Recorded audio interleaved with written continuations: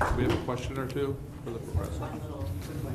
Go ahead, Terry. The 20-fold variation in flux, can you correlate that with the muck conditions?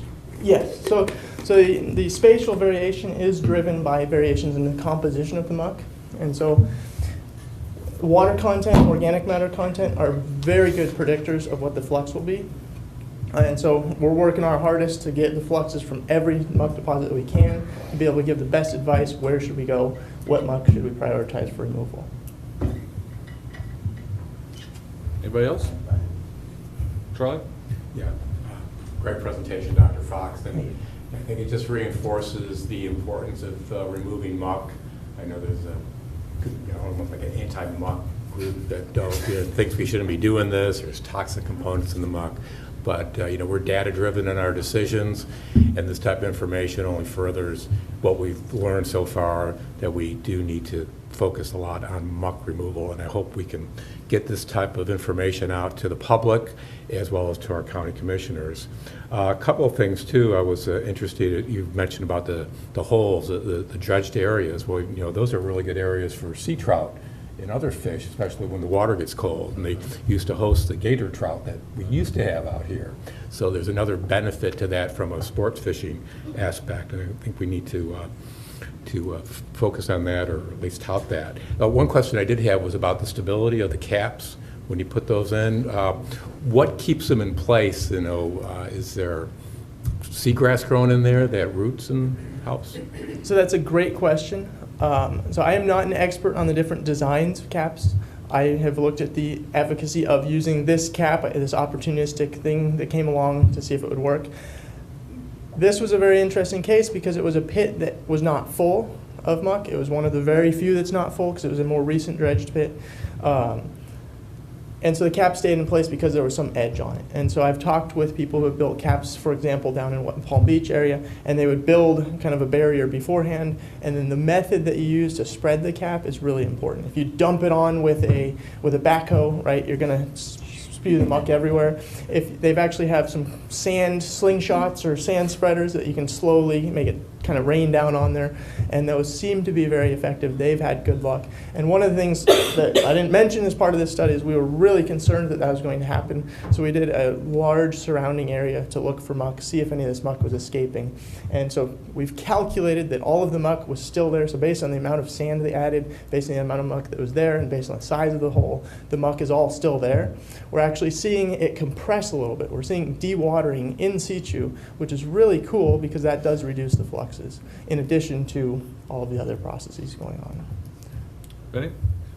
So, first thing, I think you paid proper respect to Dr. Jeffrey with your diagonal question that you had on your first slide. I caught that, so I'm sure he did too, and that was really cool. But two questions. First off, I know you said we call it success with muck dredging when we decrease the flux by 25%, but we can actually go higher than that, right? That's just saying what we consider a success? So I guess I'm probably not the best person to answer that question, but defining success in the project is, are we going to reduce the total release of nutrients from all of the muck by 25%? And so we can do better with individual projects, but I think overall the goal for defining success of this is to reduce by 25%.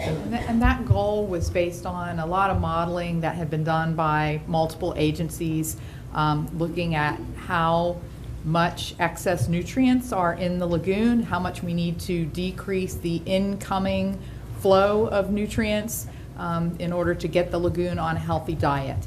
And so that incoming flow needed to be reduced by about 25%, depending on where you were and where, whether it was nitrogen or phosphorus. It varied from 20 to 30%. And so we use that same average of 25% as our goal for muck flux reduction. Okay.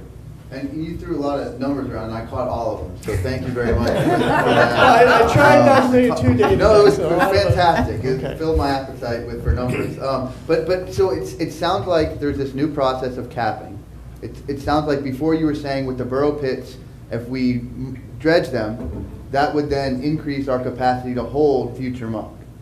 Now it sounds like there's an additional option to cap them, which reduces the flux as well, but takes away our ability to sequester future muck.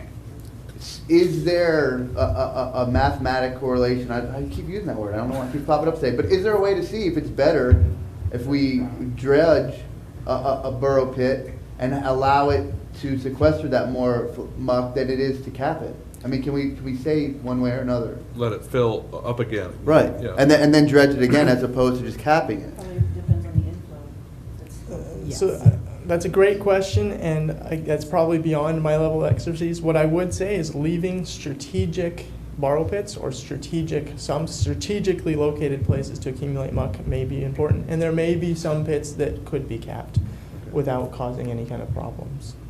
All right, thank you. Dennis? If I understand correctly, when we were looking at the price per pound of nitrogen removed, and some of those were at the $5,000 level, I'm assuming those were the borrow pits. They were the deep muck pits. Am I right? Probably, yes. I mean, that's what we're talking about, a deep hole. And so if I'm hearing correctly, as we get closer to the edge, it's still going to keep that 5,000, but then it's going to spread. And now we got a bigger area that's fluxing from that top foot, if I understand correctly.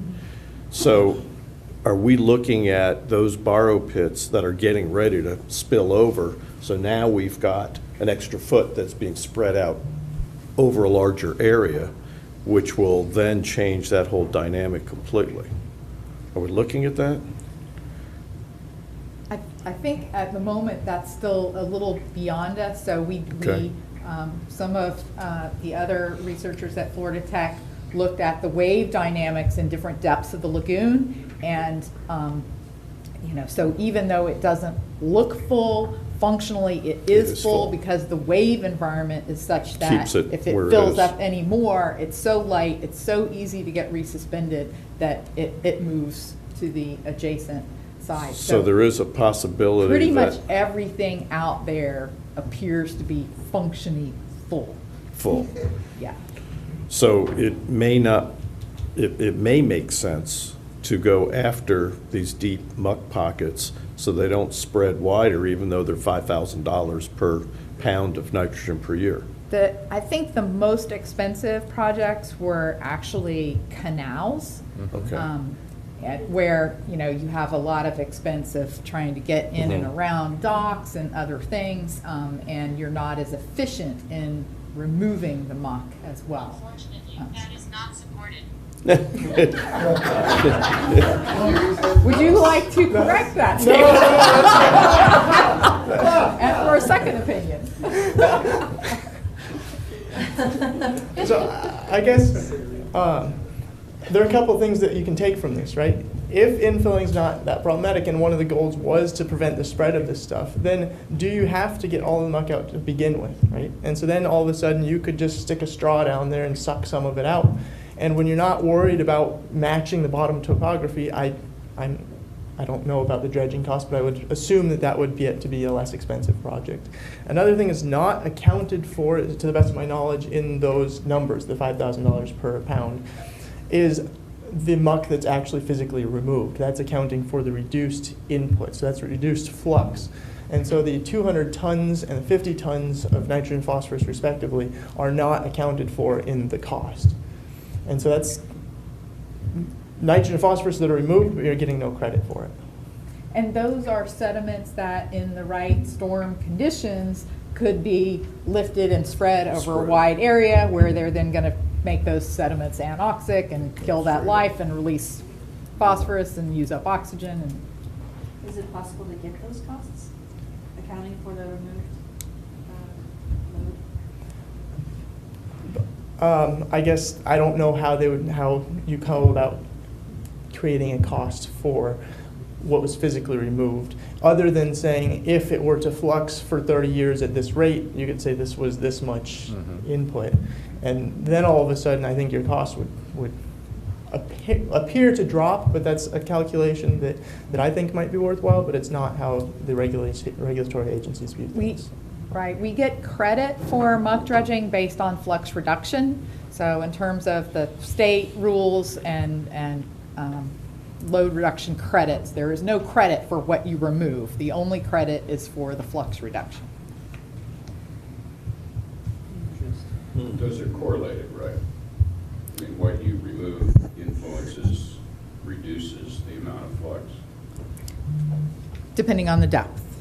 Yeah, only on a square foot basis of surface area Right. for that first foot, right? Am I understanding correctly? Right, there's more of an area correlation than a volume Not a correlation. But the volume increases the cost.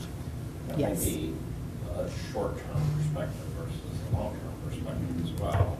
And so I guess that's part of the reason why we're sitting here, is that we're not, we have some ability to apply some judgment as well, independent of just pure numbers, but using science as a backdrop for, because inherently, if we're both reducing the flux and reducing total mass, it has to be a good thing. Right. I bring that up because I remember an argument in favor of shifting focus to, septic tank removal and hookups, which needs to happen, but one of the arguments was because of the timeline of benefits. It wasn't equated to the timeline of benefits necessarily in the mud removal costs. So that's why I wanted to bring that up. Well, I think Dr. Fox's point about the resilience to fish kills, resilience to anoxic events, that's something that these dredging projects provide instantly. Right. Whereas the nutrient reduction projects, while they absolutely need to happen and it's part of the 10-year plan, they're not going to provide those immediate resilience benefits. Right. Okay, we're going to allow one more question from Laura Lee, and then we're going to move on. Hi, Dr. Fox, can you talk about how the muck is moving around and what it's doing in the southern Mosquito Lagoon? Because other than the intercoastal waterway and maybe a few small borrow pits from when people live there's no big, huge dredge holes, but the water clarity there it's always worse than it is in the Indian River Lagoon. I mean, I've been water testing up there for a couple of years. The dissolved oxygen is always lower than that in the Indian River Lagoon. And it's just really disappointing to see how the water quality in the southern Mosquito Lagoon has not improved. I assume that there's muck moving around, but because there's no big places for it to deposit, where is it going? What's happening in the southern Mosquito Lagoon? So I've done a little bit of work up there, but I can't, without going back to my data, make a real comment on the muck distribution. But when we don't have somewhere to sequester this muck, it is going to spread out in thin layers. And surface area is very important. And so it's likely one of the issues.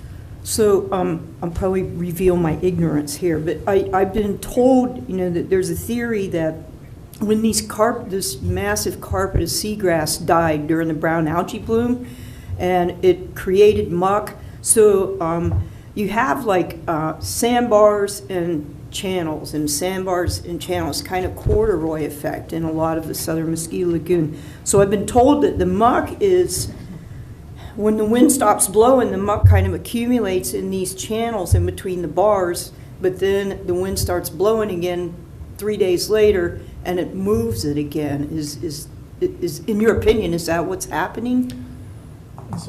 So in shallow water, right, so muck is very fine particles. It's 60% silt and clay, which is very easily resuspended.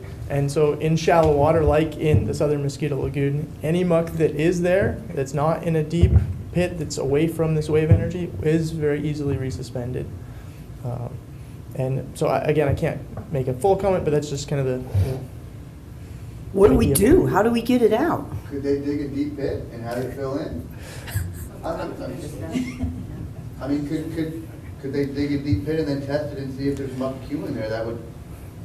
I mean, you're asking, can you test something? You can absolutely test something, and what? I'll come dig a pit, yeah.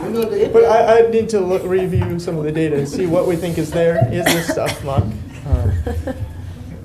The ICW functions as a good sump. So It does. if we were to work with Florida Inland Navigation District to clean the ICW, then that might provide space, sump, for those materials to move laterally. Okay, I think thank you. I think the Haulover Canal functions as a conduit for a lot of that muck coming out of the Indian River, and when it spills out into the Mosquito Lagoon, which averages 2 feet deep, it doesn't have anywhere to go. So yeah, it just spreads out, yeah. Well, thank you, Dr. Fox, I appreciate it. Yes. Thank you.